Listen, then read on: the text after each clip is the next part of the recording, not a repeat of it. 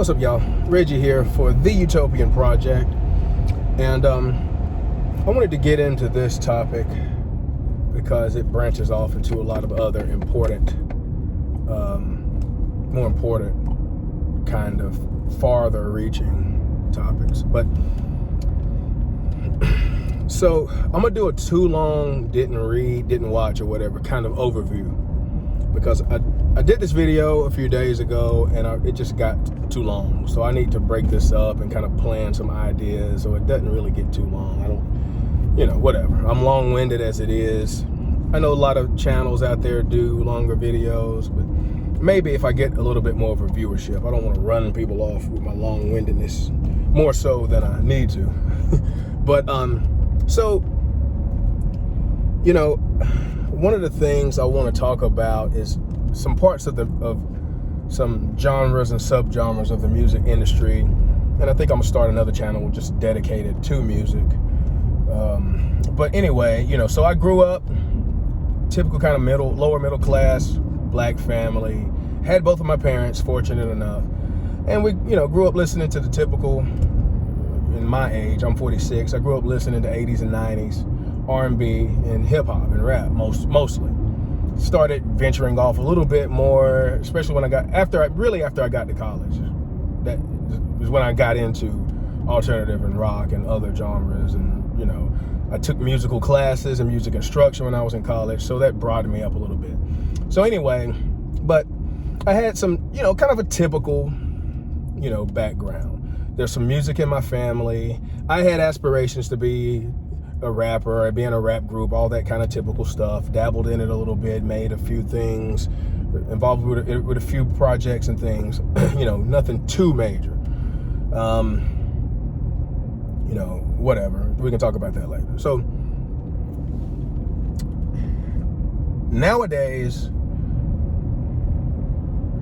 rap and hip hop, whatever, there's kind of differences, but we can talk about that in another video too. But rap nowadays has become largely influenced by gang culture. And there's always been gang members in rap, et cetera, et cetera. But nowadays, it's different than what it was before, because a large part of what's going on nowadays leads directly to either incarceration or death of the people.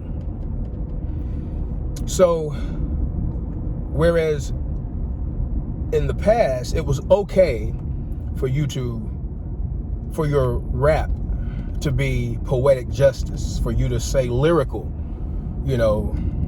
my mic a gun, lyrical bullets dumping while I stop, then fire. Shout out to Kid Sensation. One of my mentors, Sir Mix-a-Lot,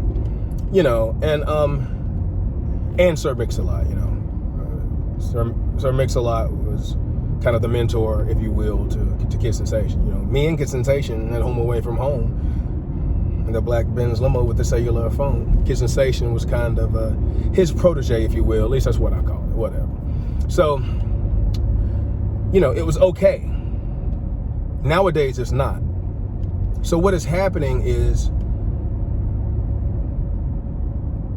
to get more and more authenticity and keeping it real, people are saying more and more things that they are involved in, and it's leading to questions and or plans or attempts to use what people say against them in a court of law,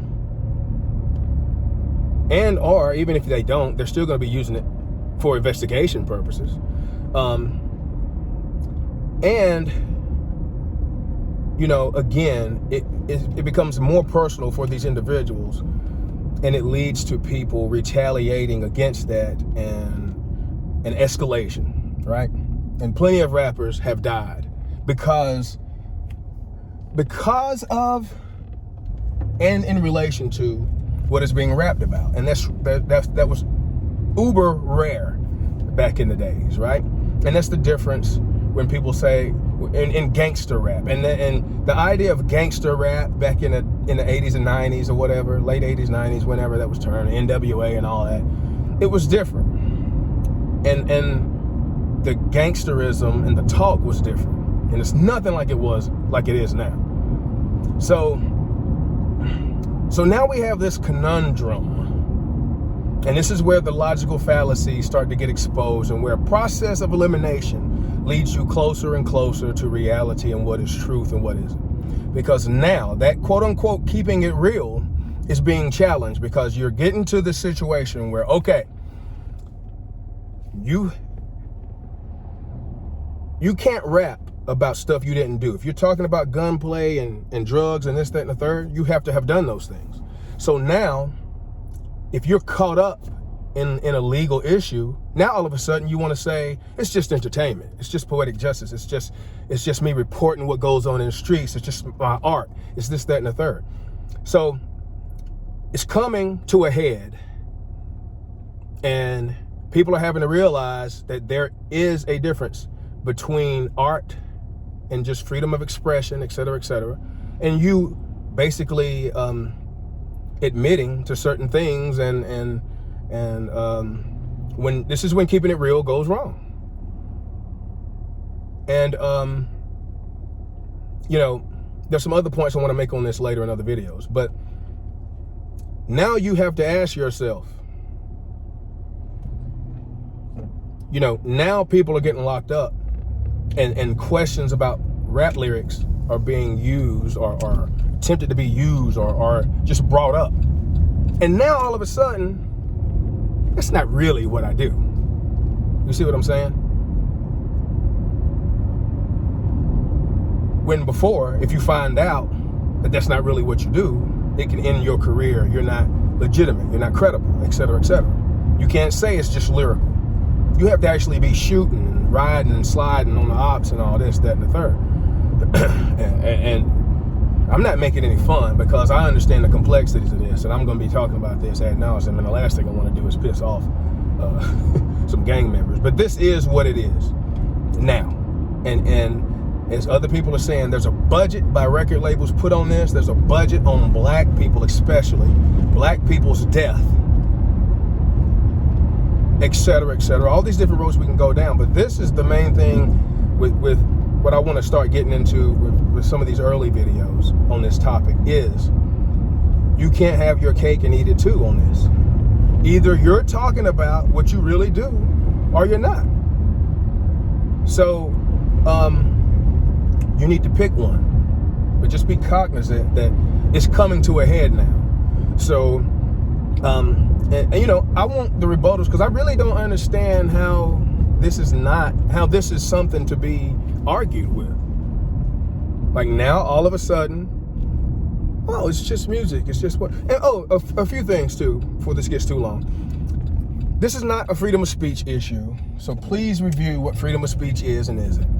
And I'll do that in other videos. This is nothing whatsoever related to freedom of speech, y'all. That term gets thrown around way too much. And also, you can draw pictures, paint, write poetry. You can do all kinds of things and incriminate yourself. You can incriminate yourself with your art all day. There's no rules against that. So just because you put it in music or behind music doesn't mean it's not self-incriminating. I don't know where people get this idea from. I can write a rap and say everything and lay out everything that I said, or rap or country music song or whatever else, and lay out everything that I did when I murdered somebody. So it doesn't what's the word I'm trying to use? It's on the tip of my tongue. But anyway, it doesn't relieve you of the responsibility for what you say, just because there's music behind it. What if you did it a cappella and there's no music behind it? So y'all are chasing the tail of dogma on this. Shout out to Tool and Maynard and those lyrics. But yeah, before this gets too long, you know, I want to get this going. But yeah, this is when keeping it real goes wrong. The bottom line is there's going to be pressure for change in what it is you talk and rap about. And if you don't want to do it, as people have already alluded to and talked about that are in the industry, there's going to be more of these cases and RICO charges and other things. Supposedly there's a few more already in the works in Atlanta, and they're probably not going to stop. And you saw how far they're going back on one particular artist we can talk about later. 10 years. And you see other artists, another reason why I want to do this video, another artist is talking about certain things and they're getting criticized because they're trying to say, hey, y'all need to, he's trying to say, hey, y'all need to cut out, this murder and so much murder and violence, when he rapped about it himself to get success. And he's catching flack for that. And people are saying, well, he's trying to do that now because he might be one of the next indictments and whatever else. But anyway, this is just one of those things. I just find it very interesting, but also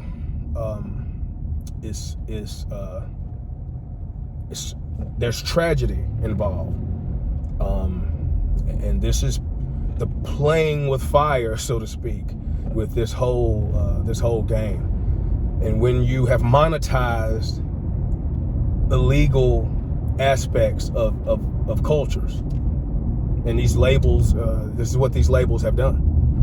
And none of these people really, for the most part, are coming out to defend themselves or do anything really about it because they make so much money. And when their artist dies, they make more money, and then they'll go on and sign the next artist, et cetera, et cetera. Keep it rolling. But anyway, hey, love, peace, and light. We'll check y'all on the next video.